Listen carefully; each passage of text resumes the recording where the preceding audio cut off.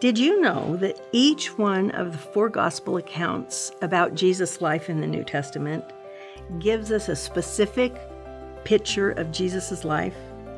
Each one of them shows us a version of Jesus that God wanted us to understand so that we could see an aspect of his humanity or his ministry, so that we could understand more about who he is and what it was like when he lived among people here on earth.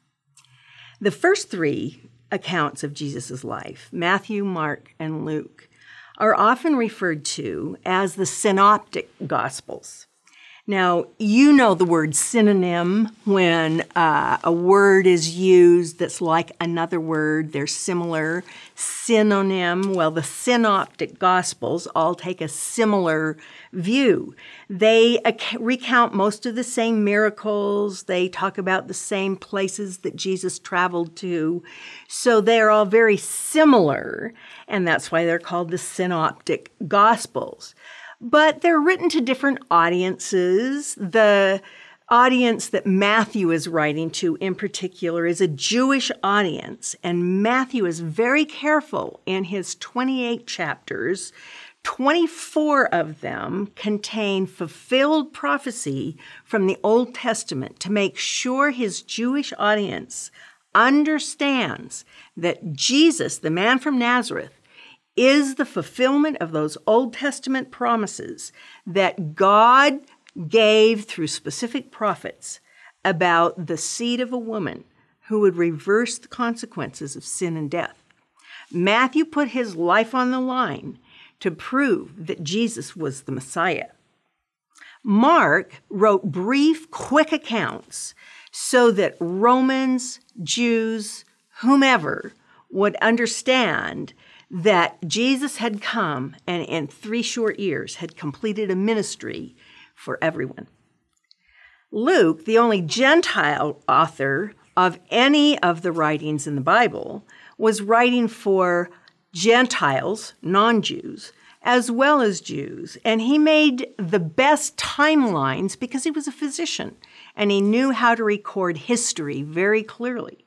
So it's through his careful documentation that we are able to establish without question the historical timeline and location of events in Jesus' life, invaluable to historians who can say for certain that the events and the places recounted in the New Testament Gospels are actual historical events and locations.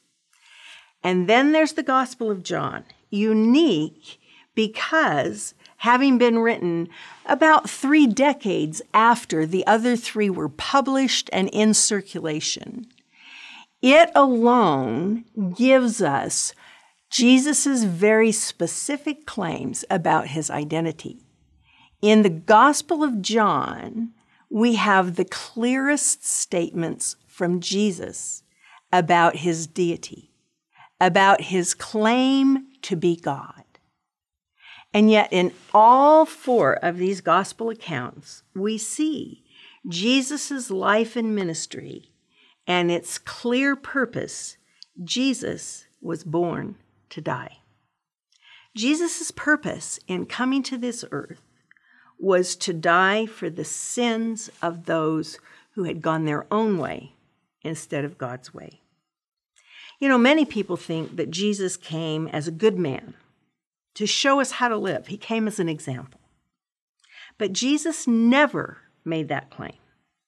Many people believe that he came as a good teacher or someone who was a healer to help downtrodden people. Some think that he came as a political figure, failed, but a nice guy. But Jesus never, ever gave that option. Jesus, from the very beginning, said that he came to die.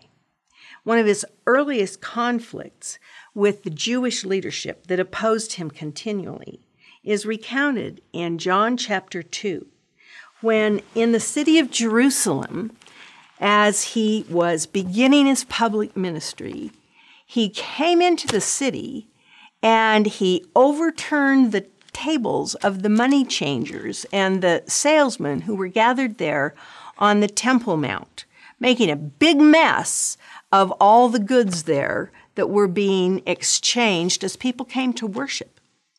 When he was asked by these people in their fury by what authority he had done that, Jesus said, "Tear this temple down, and I will raise it up in 3 days." Now, this made no sense whatsoever, and standing there in the temple grounds, the physical grounds of the temple, it's easy to understand why they misunderstood. And they scoffed at him, saying, "It took Herod 46 years to build this temple." But John, the author, records that Jesus was speaking of his physical body and his death and resurrection, and that 3 years later, when the event happened, his disciples remembered this prediction of his death and his resurrection, and they knew it was true and believed in him. John is letting us know, as readers of his gospel, that from the very beginning of his public ministry, Jesus was predicting his reason for coming, his death and his resurrection. Jesus was born to die. Jesus did not ever allow himself to be thought of as just a good man, a great teacher, or someone who came simply to heal. Now, what do you think about him? Do you think he's just a great example? At the end of Jesus' life, as recorded in the book of Matthew, as he was gathered with his disciples, it tells us that in the Last Supper, as they were celebrating what was the Passover meal, as they were passing around the bread and then the wine of that Passover meal, Jesus said to them, "Take and eat, each of you. This is my body, which is broken for you." And then when they had the cup of wine, he said, "Take and drink from this cup, each one of you, for this is my blood of the new covenant, which is poured out for many for the forgiveness of sins." He was talking about what would happen the next day on the cross. He was talking about the promise God had made in the garden so long ago when sin had come in and separated humans from God, their creator. He was talking about the sacrifice of himself, the innocent, on behalf of the guilty. He was doing for us what we were unable to do for ourselves, pay our sin debt in order to reunite us with our Creator God. Who do you think Jesus is? Was he just a good man, or a great teacher, or maybe an example of how we're supposed to live? Or was he the Lamb of God who takes away the sin for those who believe in him?